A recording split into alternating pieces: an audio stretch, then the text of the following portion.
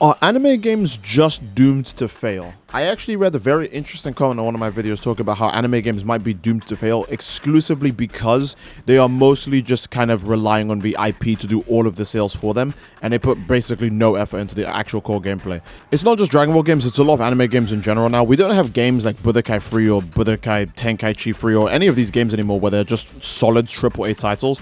Now the games try to be kind of AAA, but then also live service games to make up for the fact that they actually don't have the effort put into them of the games of old. And I personally think that doesn't work. What do you guys think about this? You guys remember the good old days, or if you guys were even old enough to remember those days, how do you feel about games when they used to just come out as a complete package and then anything extra you got was a bonus, rather than anything extra you get is stuff that should have been in the game? And I guess when it comes to Dragon Ball focusing way too much on being a live service, you can see it in stuff in like Xenoverse and Sparking Zero where they have the really weird like online updates like, oh, here's a raid mission, here's an event mission, here's Legendary Warrior Face-Off, here's ranked resets. Like, dude, just focus on being like a good game at your core before worrying about all of these other live service things. People don't want to play these live service things because they're worried about the overall quality of the game not living up to the expectation or the money they put into buying it. Now, these wouldn't be issues if the game was free. A good example, again, is Marvel Rivals. Marvel Rivals gives you lots of free characters, lots of free skins, lots of stuff to actually grind towards, so that way you have actual reasons to stay on the game. It gives you roles to play, it has different game modes.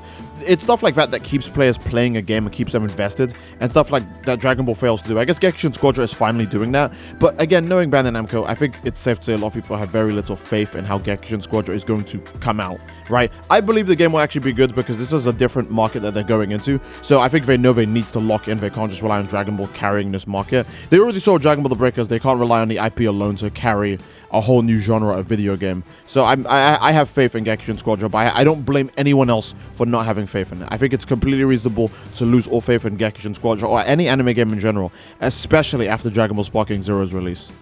And yeah, anime games used to just sell and do really well on just like hype alone. Like, oh, the IP is popular, like Bleach or My Hero, Hunter x Hunter is the most recent example, Dragon Ball. So it should sell well. But Sparking Zero has like actually done so much damage to that it's kind of hard for them to even do that now. You see games like Bleach and Nen Impact fail on Steam, and yeah, it's just Steam, but Steam is a good example of what we mean, right? It's not the whole player count, but it should accurately reflect what's going on in other systems as well. If the game has this much of a player count and has this much of a player fall off, it's safe to say a similar ratio happened on all other systems, and this is obviously because they're selling on hype alone. And you know, video games that have actual like effort put into them don't like have to worry about this. I'm trying to think of a few good examples. There's obviously games like Dragon Ball Sparking Zero, any MHA game, hell, the JJK game probably even made its money back too. But games that do have to actually worry about them not selling on IP, you know, new things like Expedition 33, a bunch of game stuff and stuff like that, they have to go above and beyond. You know, those games always get called great, amazing, god tier because they literally need to be, otherwise no one will play them. A good example is, despite how iconic Donkey Kong is, he hasn't had a game in a while, so he might not even just sell on name alone. They had to make Donkey Kong Bonanza a crazy game. But for games like Dragon Ball, a series that's still ongoing now, even if people mostly regard Dragon Ball as dead right now because, you know, no new anime, no new movies, no new manga content, Dragon Ball is still making the most money of all anime IP with nothing going on. That's just how successful it is. So when they make a Dragon Ball game, when they make a Bleach game, when they make a My Hero game, when they make a Jujutsu Kaisen game, they know they don't have to put much effort into it because it will sell well.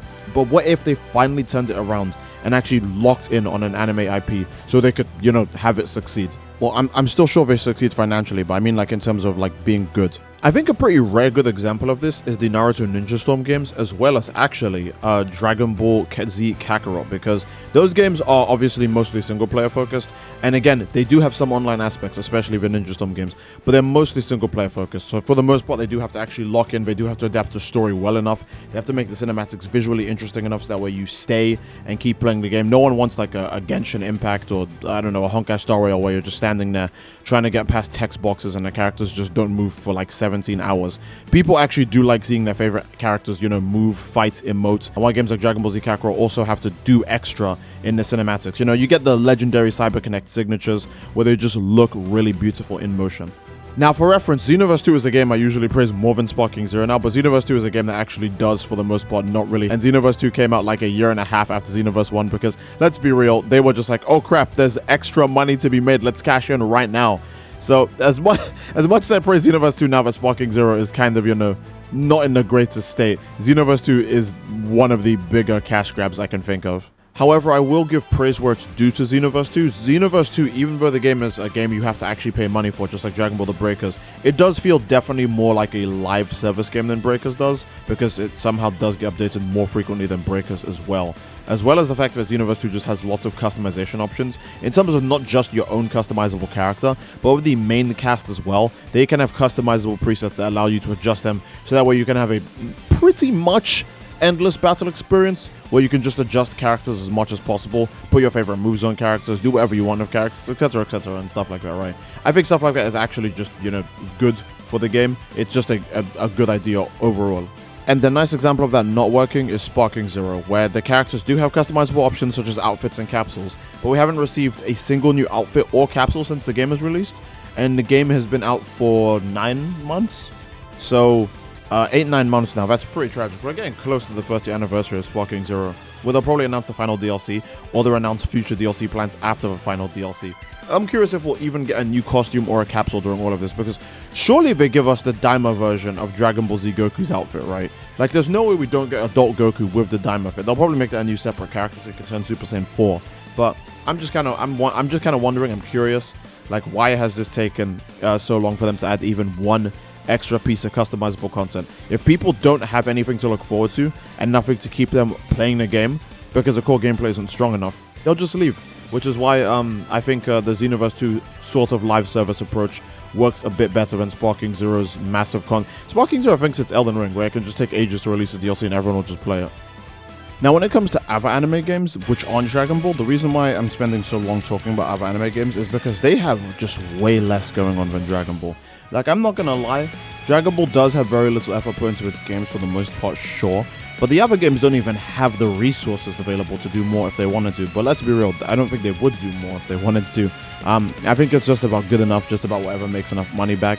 And as a company, that works completely fine for them. That's actually a W for them. But for the consumers, that's obviously horrible for us. Games like the My Hero games, I won't lie, Ultra Rumble is doing well for itself, even player count-wise on Steam. That game is free though. That game is an actual live service game. That game gets actual updates, like an actual reasonable time. That game's on season 12 right now. Breakers is on like season 8. And that game released maybe a half a year later than Breakers. I don't even remember. So My Hero Ultra Rumble, it's doing well for itself. But Bleach Rebirth, Resolve, 100 Cons, and then Impact, all of those games are so deep in the gutter, it's unreal.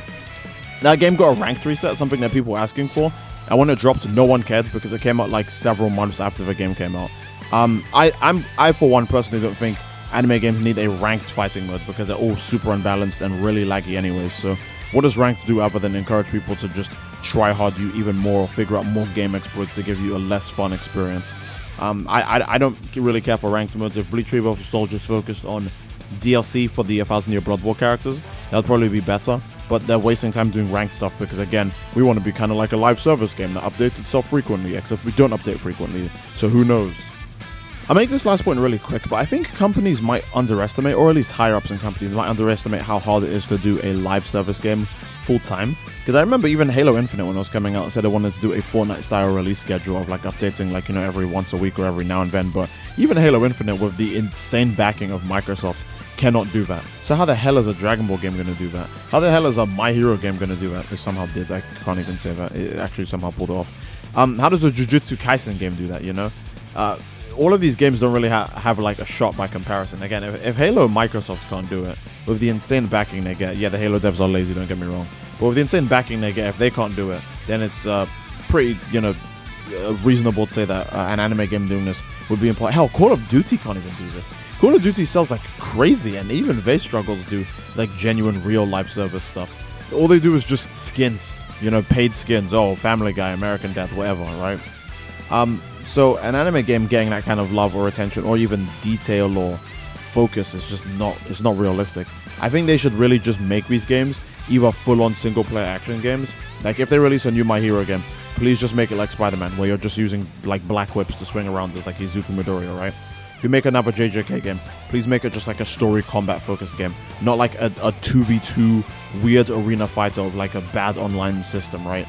Make these anime games play like their animes and people will actually love them. If they make a Kagurabachi game and it's an arena fighter and not an hack and slash, or or like an action like focus game like Devil May Cry, I'm gonna be so mad. Like, if they show a teaser of the Kakarot game and it's a stupid, like, heads-up display with, like, a key bar for, like, Chihiro and Sojo, and it's not just, like a big hack and slash, like, Metal Gear Rising, oh my god, I'm gonna be so upset. I guess that's why Chainsaw Man hasn't had the game yet, right? Because the Chainsaw Man Arena fighter is kind of really weirdly hard to make with the way the characters fight. So that's probably why they haven't done anything with that yet. They can't think of a lazy enough way to make a Chainsaw Man game, so they just haven't done it yet. But I think that's a good place to end the video. Yeah, anime games are just in a rough spot right now. I think the only hope for them, as the comment I'm referencing points out, is that they either have to go full AAA and actually dedicate themselves to just being like the actual game, and having the online feature be like, yeah, it's there, but it's not like what we obviously expect you to just know life after you get bored of the story content, since, you know, you blow through it so damn quickly and so damn easily because there's barely anything there. Or the games need to be full-on live service where they reject having the random story player that's like, oh, the single player is vaguely kind of like the actual anime. Okay, well, fans who are buying this game already know what the actual anime story is like, so how about you just focus on every other aspect, you know, kind of like Marvel Rivals. Imagine if Marvel Rivals was like, hey, go through this random comic issue of Spider-Man and then play the game online. The game would have so much less focus. It would be so much worse.